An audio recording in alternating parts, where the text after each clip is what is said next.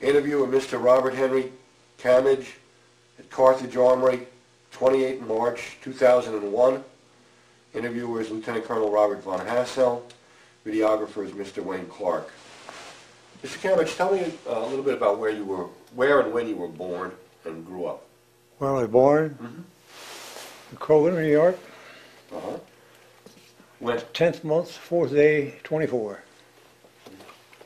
Is that where you grew up? Yes. And when did you graduate high school? 9 years. I didn't graduate. And what was your family like? Was that? What was your family like? Large family, small family? Large. And what did your father do? He was a mechanic.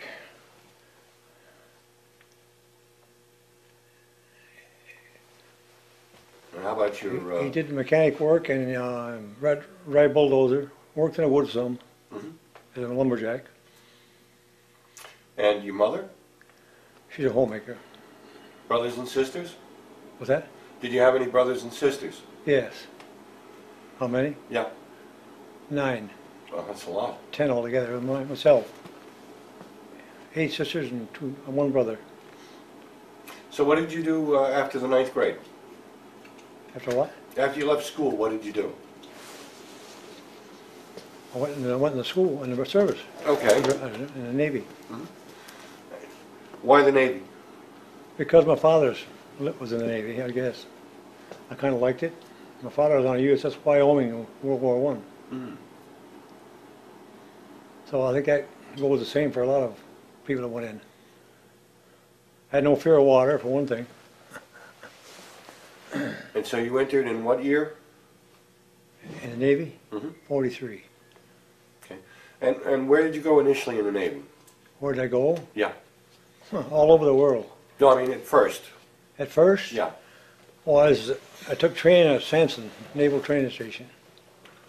And then I went aboard a amphibious ship, cargo attack. But tell us, what was it like at Sampson? What's that? What was it like at Sampson? What was it like? You mean aboard the ship? No, at Sampson Training Base. Sampson, where you did your basic training? Yes, 8 weeks. And what was that like? Pretty much similar to all the basic training for different services. It was discipline. They wanted looking for discipline training. How to do your uniforms and wash them.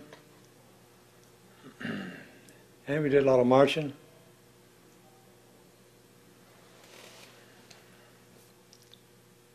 Okay. And then from Sampson, where did you go? I went to Little Creek Naval Training Station, Amphibious Training Station. And what did you do there? We learned how to run boats and operate boats and understand the signals, flag signals. It was 10 weeks in Little Creek, Virginia.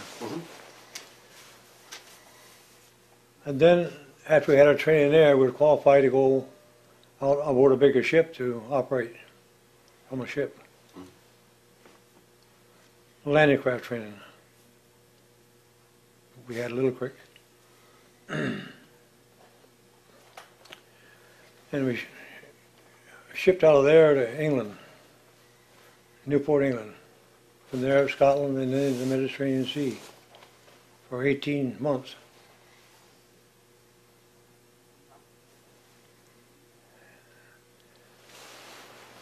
A lot of maneuvers, practice, and practice. Overloading, load, unload, and load back up again. Hit the beach. It's practice all the time.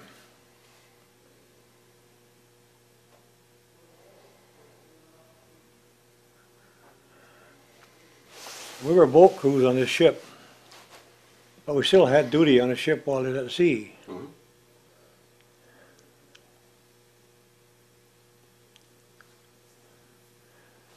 And we ran shuttle back and forth Army equipment and personnel back and forth across the Mediterranean.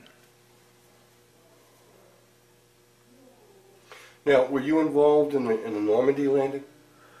southern France. Southern France. So you left England, and where did you go?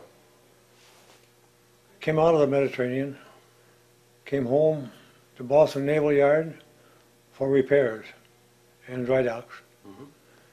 Was there 20 days. Then we pulled out, went to the Panama Canal for Pacific duty, finish up over there. I think about that time they surrendered in Europe. But we still had to get over in Japan on that side. Mm-hmm. So altogether, until 1946, I stayed over there. And during that time, I got transferred to a minesweeper to sweep mines around the harbor of Japan.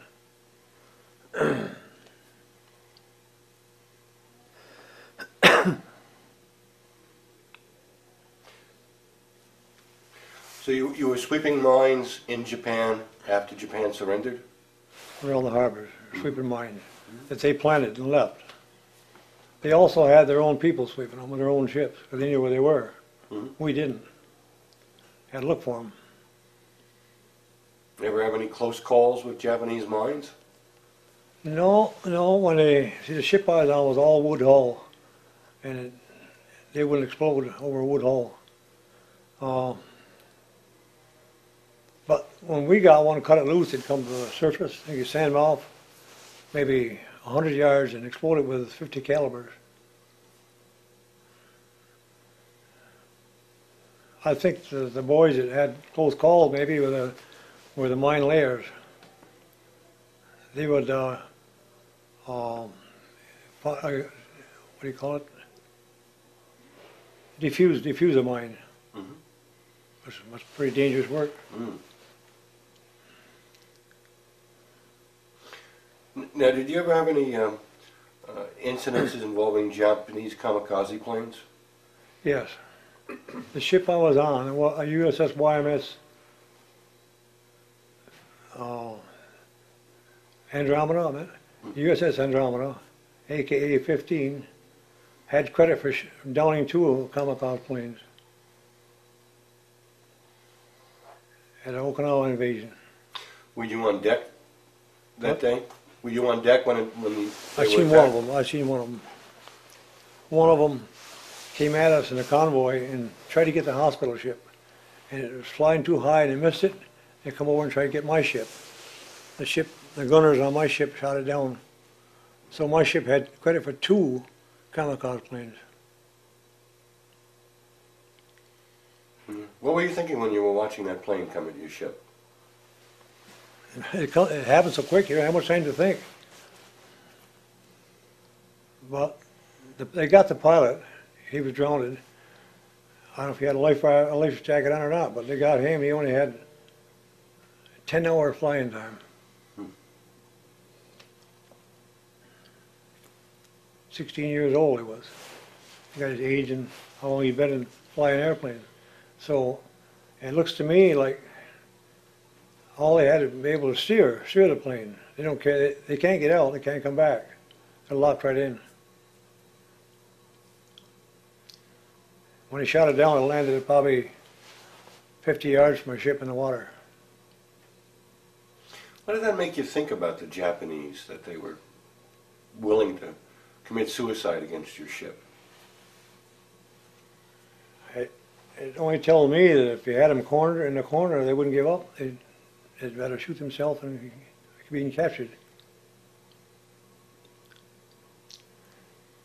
I know I was on Liberty in Nagasaki Harbor, and I would say there was about 25 or 30 of those guys that didn't get to go. They were still there yet. They didn't get to go. What was it like on Liberty in Nagasaki? I mean, the city had been bombed. Well, no, there was no Liberty in there. But I went there for a tour of the city as a group. It took us around, bus us around so we could see it. That's about, the city itself is about 10 miles away from the harbor, Nagasaki Harbor. What did you see in Nagasaki? What is he? Just like cement chimneys and stuff standing up. Everything's gone. Just chimneys. I don't know why the atomic bomb didn't affect the chimneys. I don't understand it. It wiped out all the buildings and the chimney's still standing.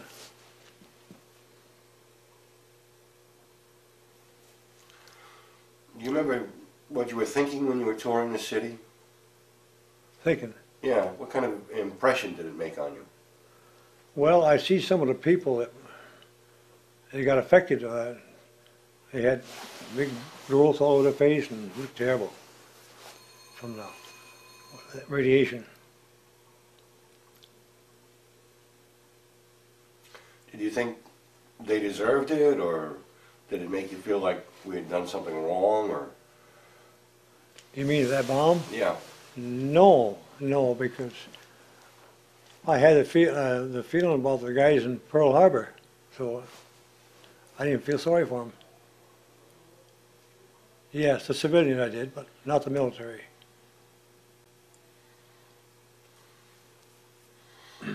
Well, tell us about, you were a bosun on a landing craft, Yeah, and you were involved in the landings in southern France. yes. What was that like? Well, when we landed there, the water was real rough, bad. It's hard getting the boats over the side and Army equipment.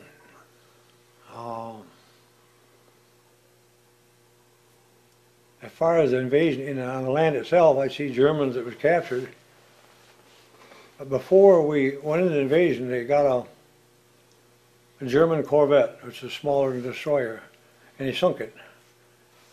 And all the people on it board, the Germans, they brought on board my ship as prisoners. And after the war was over there, that invasion, we took those prisoners to Oran, Africa. To prison camps. There was 29. They got inside of the convoy, the escorts, and I was told that they were afraid to go back out again. And after they got in there, they chickened.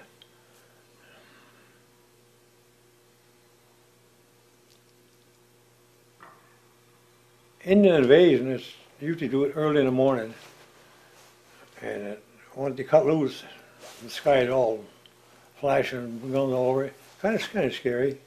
Makes you feel like you like to dig a hole in the deck and hide yourself.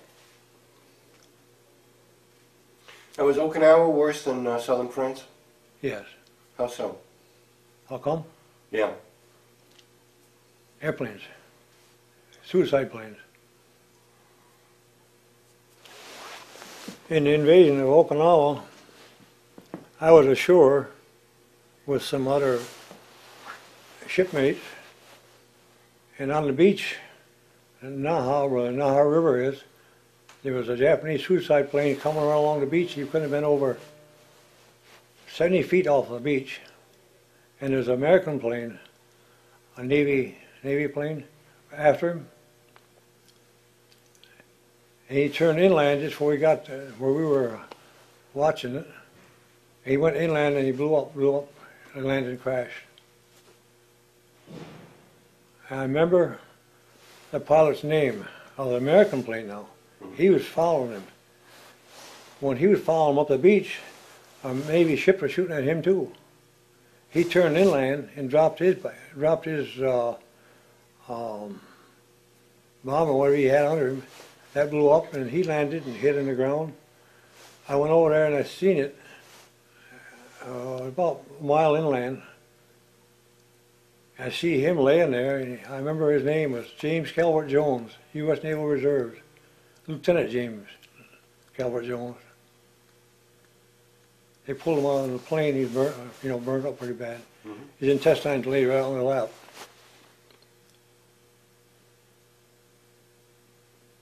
You know what happened to him? What happened to him? Yeah. I walked away and left. There's some Army personnel there, Navy, but we left. Went back aboard ship. Because we had a landing craft boat assigned to us, and we had to get back aboard ship, but there's 7 days we shuttled back and forth equipment, Army equipment. an Army, 1st Marine Division. Mhm. They're out of Guadalcanal. So what was it like being a boatswain on a landing craft running in to the beaches at Okinawa? How's it feel? Yeah. You just got more responsibility if you're operating it than the rest of the crew. It was 3-man crew. Had a motor machinist, bow hook, and a coxswain, they call them, Mm-hmm. our boatswain mate. How many soldiers and Marines would you have on board? And what? How many soldiers or Marines would you have on board? I would say about 150.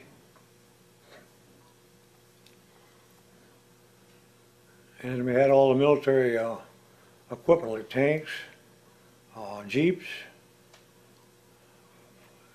2.5-ton trucks, and rations, all on board the ship. They download that over in the boat, and they make the trip to the beach with it. The first wave now, you're taking the first wave, the first bunch of boats that goes in. That's the worst wave to be in. Mhm.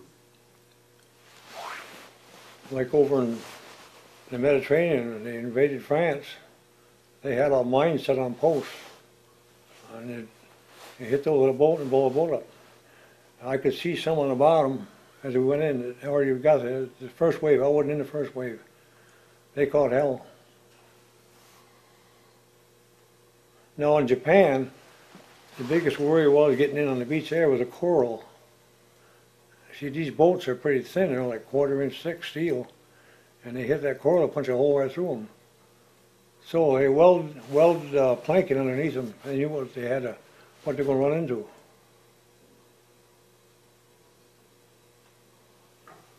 We spent 7 days there, shuttling back and forth, and I would have given anything to go get aboard ship to take a shower and brush my teeth. Mhm. After 7 days, you get pretty dirty. Just continuously Water. running?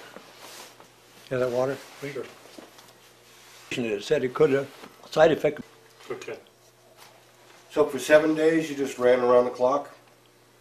Yes, wasn't allowed back aboard ship.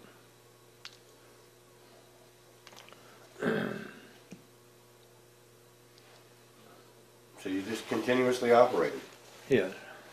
In Okinawa, near Naha Airfield, we were ashore looking for souvenirs, which we wasn't supposed to be doing. We were supposed to stay with our boat, but we wanted souvenirs. I ran across a young Japanese woman. She's tied between 2 trees, spread eagle, hands up here and feet here, and she was shot in every joint. We left after 7 days there. We went to Hawaiian Islands, picked up more troops and equipment, went back again. I think it was 2 weeks. She was still there. I went and looked, they took her down. She's still there yet. Any idea what happened to her? Or? I think their own people would shoot them. I don't believe the 1st Marines would do something like that.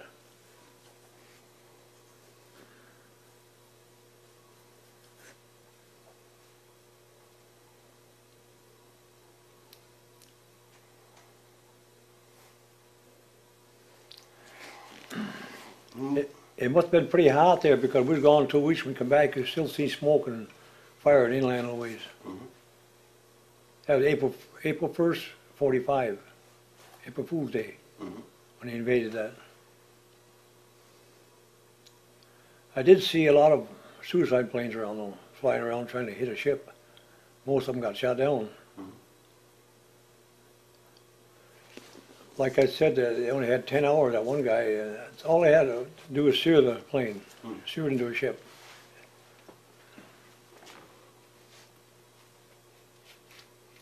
So after Okinawa, what happened to you next? What was I in? I mean, yeah, how did you get back to the States? And when did you get back to the States? And I came back to the States, San Pedro, California, on a minesweeper. And I went to across the States with like a boxcar, converted into living quarters. Hmm. And we ate on that and slept in there. Went to Aledo Beach, Long Island, got my discharge. And what happened to you after the war? I got a job in a paper mill in 1948. And about 1955, I joined the Naval Reserve. And I went on cruises like Virgin Islands, Cuba, Halifax, Nova Scotia, Great Lakes cruise. The one in Cuba was canceled. They canceled it. We went to Puerto Rico. That's about the time we were having trouble there. Mm-hmm. Now, your Naval Reserve Center was at Watertown? Yeah. And you were also a member of the Naval Militia at the same time? No, that is a naval militia. Okay. And what ship did you go away on? On those different ships. Different ships, destroyers, repair ships, mostly destroyers. We trained with the regular Navy. Where were these ships berthed? What? Where the ships you went on for annual training? Where were they berthed? For training? Yeah. You're training all the time, you're out at sea. Mm-hmm. With regular Navy. Where would you go to get on the ship that you were going on the cruise? Oh, out of Brooklyn Navy Yard. Mostly all out of Brooklyn Navy Yard. Were there any ships up here in Watertown? No. They didn't do any training on any small vessels at the... No, there's no water around here. Only the Great Lakes, but they never done it. Like I said, I made one cruise out of Chicago and the Great Lakes for 2 weeks. Did you go with other guys from the Watertown Armory, or did you go on your own? On my own. And what were drills like at the Watertown Armory? What would you do on a drill? What we do there? Mm-hmm. We trained there, and we go over in Fort Drum and fire. Most of the training was done there in the Army. What would you fire at Fort Drum? Rifles? Yes. Was everybody in the Army training at the same things, or were you members of a crew, or were you all part of the same unit at the Armory? A unit? Mm-hmm. Yes, well, the unit seems it's like a lot like the Army does the training. We did 1 day a week, every Tuesday night, and after I got done with the Naval Reserve, they went to once a month, same as the National Guard. Mm-hmm. But we had to, if you had a little bit of rank, you had to train other people, new young people, as part of our job.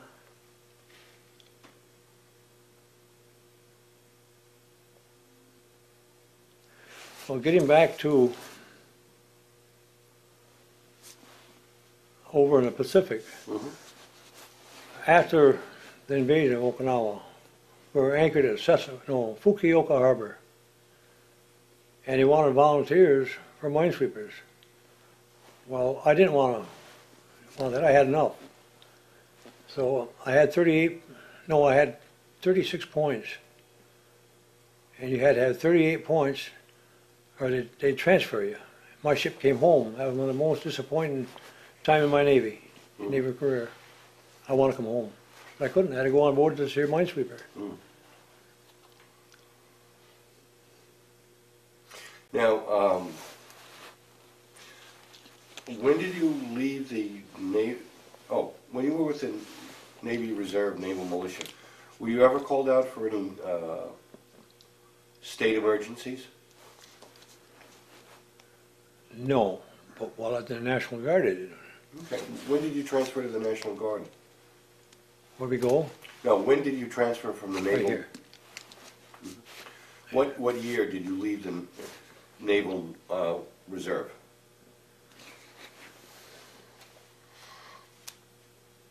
'72, I believe. And did you come right over to here? Yeah. I was out a while and I was talked into going into the National Guard. How come? Well, it's handy here, it's close by. I live nearby here. And it's it's kind of a challenge. I want to see how it was in the Army also, different than the Navy. Was it hard getting used to the Army after all those years in the Navy? Not really, no.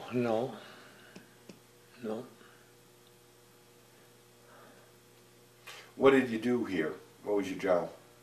Here, automotive mechanic. And the same thing as Fort Drum, I worked in uniform down there. You had to belong to the National Guard or Navy Reserve or anything to get a job down at Fort Drum. And I worked down there until 16 years ago. I retired from everything. Where at Fort Drum did you work? How's that? Where at Fort Drum did you work? New York Utes. Mm-hmm. And you basically were a mechanic there also? Yeah. A technician? Yeah. How was that? What? How did you like that job? I liked it. How come? I like mechanic work. That's all I can say. And work on military equipment. It was a good job. They didn't push you too much.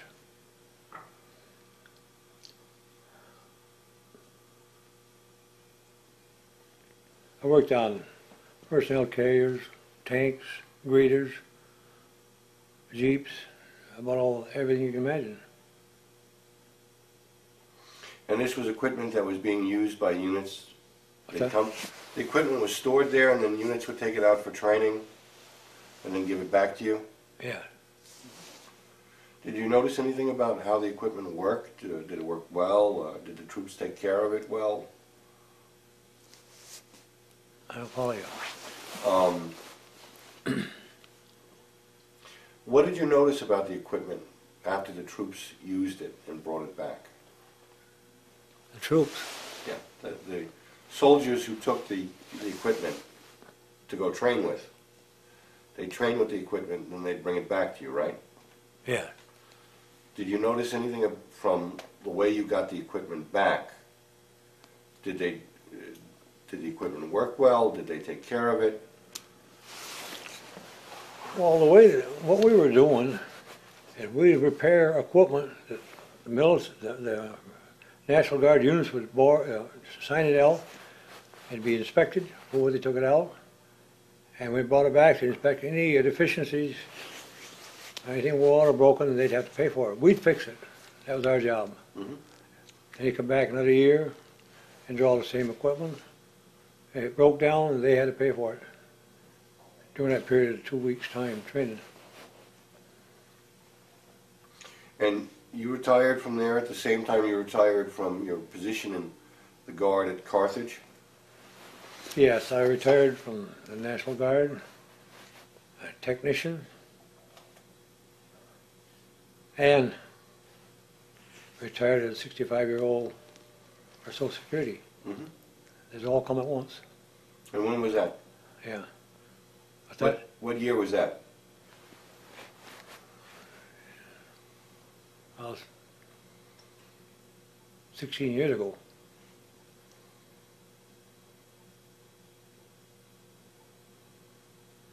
You said you'd been called up for some state emergencies? Yes. Which ones? Prison strike in Denimore. We went up there, we stayed up there 2 weeks, and I stayed right in prison. I couldn't get out, I had to stay in there and do the work as guards, take their place. So you actually worked as a prison guard? Yeah. What was that like? Well, it's a different, watching these prisoners is a different ball game altogether from what you see normally. We had no trouble. That they did like, the prisoners did like the National Guard. I think because they probably treated a little rough from the regular guard. They liked us.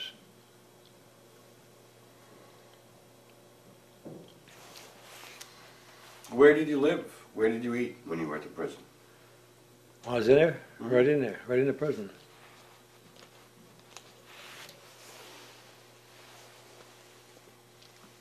What kind of unusual things did you see? What? Did you see anything unusual or anything out of the ordinary happen? The only thing I see unusual was the National Guard welded manhole covers down for the drainage for the, they figured it might come down through them pipes or something. They welded them right shut. What about the prison guards? What were they doing? The prisoners? The prison guards. Well, they wasn't there. They was on strike outside. Any other state emergencies? No. You mean while we're in the prison? No. Any other state Oh, call-ups? no. We didn't get called up for anything while I was in there.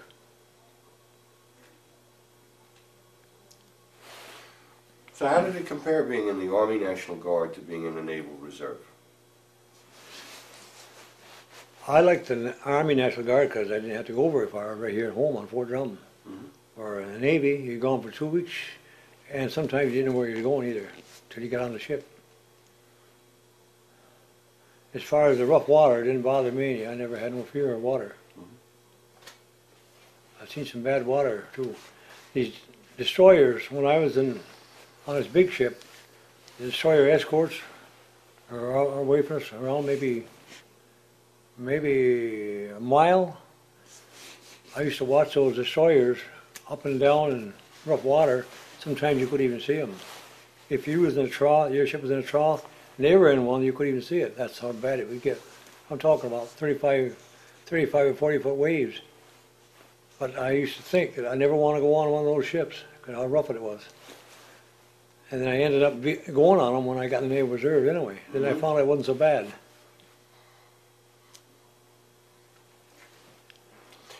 And what else happened after the war? Did you get married? Have any children? Yes, I got married in '48 and had 6 children, and a wife passed away, and I remarried.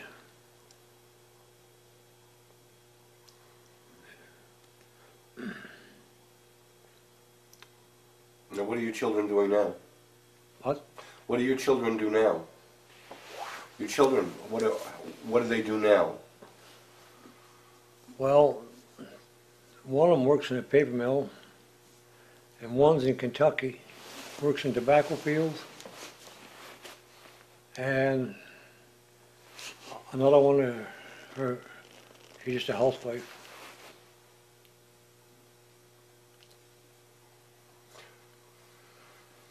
When you look back, after all these years, what stands out in your mind the most about your time in the Navy? What comes to my mind?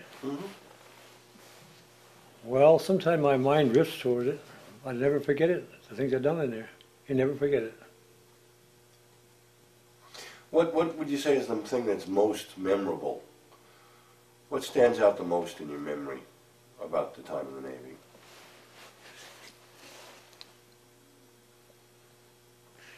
The Okinawa invasion.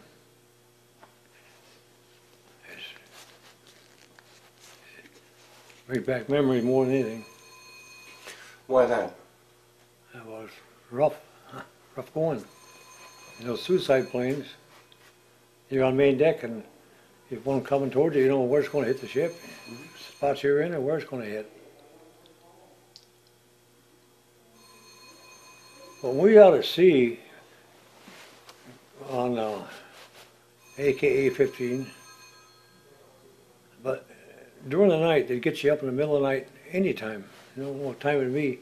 General quarters, a practice drill. Practice drill all day, practicing all the time. So the people could know where they're going, you know, if they have a drill. There wouldn't be no mass confusion where they're supposed to be. But they're training all the time, having drills. Do you think your time in the Navy, the Army, changed your life any? No.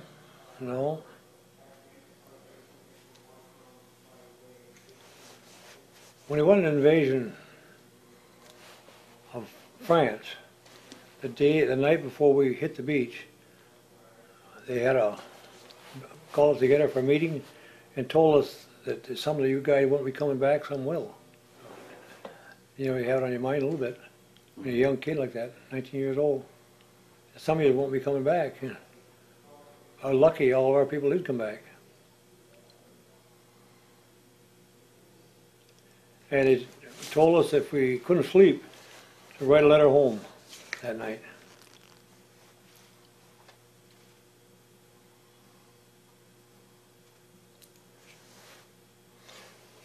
Is there any advice you'd give to somebody who is going into the military nowadays?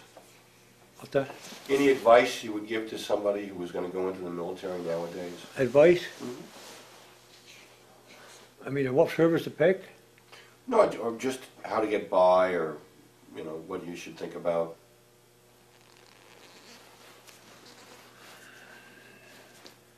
No. I can't really tell you on that. But I have told different people that went in the Army that they should go in the Navy because it's a good, clean life. You know where your meals come from? Mm-hmm. You ain't got to worry about the sand, mud.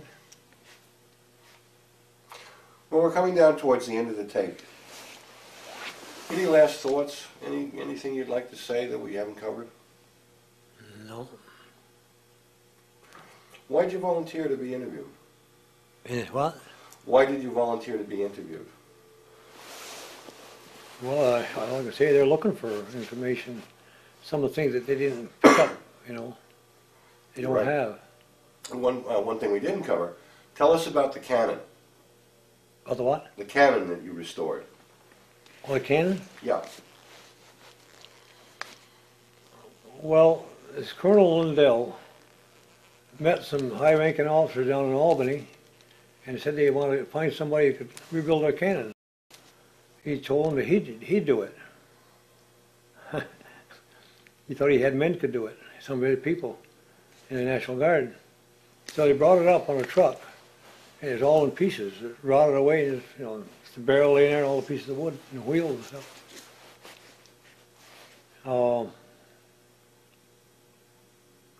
He approached me on it. He said, "I heard you do woodwork and could build a cannon wheel." I said, "I've never done it before, but I'm not afraid to try it."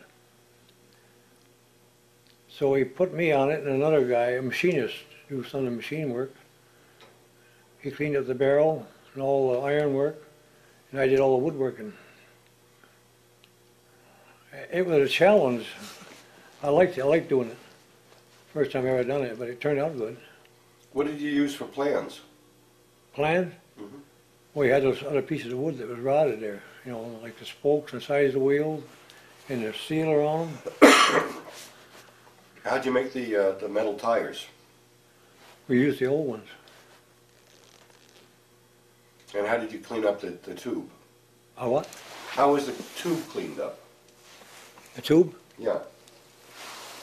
What did they do to clean up the tube? Oh, they polished and buffed with buffing wheels and stuff. You find it difficult making the wheels? Yes. Yes, it's quite a trick to it. And what happened to that cannon? That cannon? Mm-hmm. It's in Albany. Anything else you'd like to add? What? Anything else you'd like to add about anything we've talked about? No. All right. Well, thank you.